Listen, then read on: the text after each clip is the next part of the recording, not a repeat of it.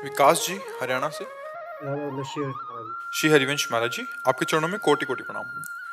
महाराज जी, निर्माण मोहा जित संग दोषा अध्यात्म नित्या विनिवृत्त कामा, ये वाले श्लोक में महाराज जी, मैं नित्य पिछले 2 साल से श्री जी की कृपा से आपका सत्संग एवं एकांतिक वार्तालाप सुनता हूँ। हर एक प्रश्न का उत्तर मिल जाता है, फिर भी महाराज जी उपयुक्त श्रीमद् भगवत गीता के इस श्लोक की स्थिति का अभ्यास करता हूँ। श्री जी की कृपा से अन्य विकारों पर काबू पाने की कोशिश कर रहा हूँ, पर काम क्रोध लोभ में से क्रोध पर निरंतर करने में अभी भी कच्चा हूँ। महाराज जी, क्रोध पहले से कम हुआ है, परंतु किसी में भी पक्के नहीं हो।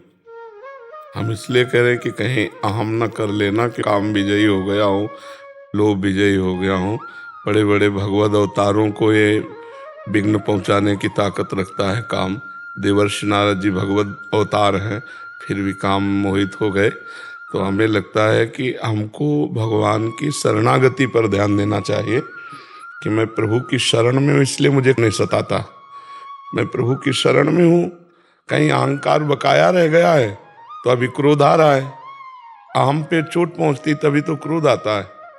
कामा संजायते क्रोधा, क्रोधा स्मृति विभ्रमा, स्मृति भ्रंशात बुद्धिनाशो, बुद्धिनाशात प्रणश्यति।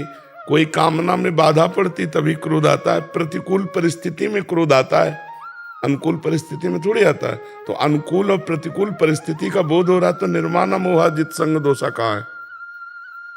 मैं अभ्यास कर रहा हूँ धीरे धीरे। सबकी मूल जड़ है पूरे श्लोक को सिद्ध करने की, अहंकार को समर्पित कर। अभ्यास से नहीं होता है, स्थिति होती है। ये स्थिति होती है जिसमें सर्वम खलविदम ब्रह्म का अनुभव हो रहा है। तो मान किससे, मोह किससे, किस दोष? जब दोष दर्शन ही नहीं तो दोष का प्रभाव क्या? जब अध्यात्म नित्या नित्य आत्म स्वरूप में वो स्थित है तो विनिवृत्त कामा, अपने आप समस्त कामनाओं का त्याग है। एक भी लक्षण नहीं है। महाराज जी, 35 सालों से जो क्रोध था, तो अभी अभ्यास ऐसा है कि पहले बहुत शॉर्ट टेम्पर था, कुछ भी अभी आवेश में आके बस क्रिया नहीं कर पाते, बस आवाज। जो हमें मारना है वो अभी मरा नहीं, अहम। वो हम देखो, संत और सदगुरुदेव का कार्य होता है कि जितने लक्षण होते हैं वो तो आई हैं, जो दोष होता है वो सामने रखा जाता है। लक्षणों को वो तो दिए ही गए हैं इष्ट और गुरु के द्वारा। जो कृपा से सद्भाव है, दैवी संपदा है, वो तो है ही है, उसको थोड़ी सपोर्ट किया जाता है। वाह भाई वाह, आप ऐसा नहीं, ये अज्ञानी जन करते हैं। ज्ञानियों की सभा में सद्गुणों को लोप किया जाता है और दोषों को प्रकाशित किया जाता है, जिससे तुम महान बन सको। महान बनने के लिए अहंकार का त्याग करो, ये अंदर से सोचना है। देखो, कोई दोष नहीं रह जाएगा, ये सारे दोष अहंकार में रहते हैं। ये अहंकार श्री जी के चरणों में समर्पित कर दो कि मैं नालायक हूँ। हम जैसा कह रहे हैं उसको सुनो। मैं नालायक हूँ, मेरे में कोई सद्गुण नहीं, जो आया है वो आपकी कृपा से है।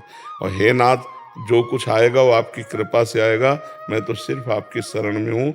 मेरे में बिल्कुल सामर्थ्य नहीं कि मैं क्रोध विजयी हो जाऊं या काम विजयी हो जाऊं। तो आप हो जाओगे। अगर ऐसा आभास करोगे कि मैं काम विजयी हूँ, क्रोध विजयी हूँ, तो कभी नहीं हो पाओगे। क्योंकि अभी तो आपके ऊपर आक्रमण ही नहीं हुआ। अभी आक्रमण तब होता है जब घेरे से बाहर निकलता है। शत्रु के घेरे से जब बाहर निकलना चाहता है तब उसका असली रूप समझ में आता है। अभी तो आप घेरे के अंदर ही हो और गिरे हुए हो। जब आप ताल ठोक के भागोगे, क्योंकि उसका प्रकोप अपने लोगों ने देखा है, तब आज हाथ उठा के कहते हैं कि हम में कोई सामर्थ्य नहीं है। अगर कुछ ठीक है तो प्रियाजू की कृपा से, बुरा है तो हमारे में है, बुरा है तो हमारे से है, ठीक है तो मेरे प्रभु से है। समझ रहे? महाराज जी, स्थूल शरीर है, जैसे आपने कई बार एकांतिक हमने सुनी है, उसमें तो स्थूल शरीर करता है तो फिर ऐसे करता है, इस शरीर ये करवा रहा है, क्रिया करवा रहा है, और बाकी जैसे आपने बताया कि ये शास्त्र पंडित जी, भक्तमाल पंडित, सब ये कर रहे निर्मल बुद्धि होने के लिए। पर कभी 2 महीने 3 महीने में ऐसा, पहले तो निरंतर था, अभी ऐसा आवेश आता है कि मतलब उस समय तो फिर लगता ही नहीं स्थूल शरीर क्या करवा रहा है। जैसे आप तो श्री जी के कृपा से वो अभ्यास कर रहे हैं, निरंतर पाठ कर रहे हैं, 84 जी का पाठ, सब कुछ अहम की बात नहीं, बट वही निर्मल हो नहीं पा रही। महाराज जी, आपके 1 साल हो गया शरणागत हुए आपसे। जैसे टाली है ना, ट्रैक्टर में जो फंसी होती है तो एक ही पॉइंट होता है। पूरा चाहे जितना वजन लाद दो, एक पॉइंट से ट्रैक्टर टाली को घसीटता है, नहीं घसीटता है। वो पॉइंट है अहंकार। संस्कृति मूल शूल प्रद नाना सकल शोकदायक अभिमाना, ताते करें कृपा निधि दूरी, सेवक पर ममता अति भूरी। अभी तो गर्व करने लायक कोई चीज आई नहीं है, और जब गर्व करने लायक चीज आ जाती तब गर्व रहता नहीं है।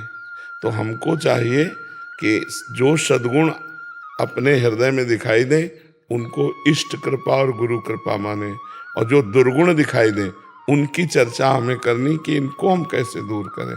तो जैसे क्रोध है, अगर वो हमें आता है तो अनुकूलता में कभी किसी को क्रोध नहीं आता।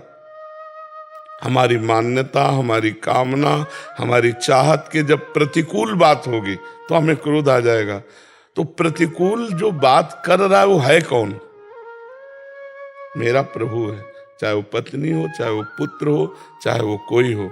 जब निज प्रभु में देखें जगत तो कैसन करें विरोध, उमा जे राम चरण रत विगत काम मद कोध।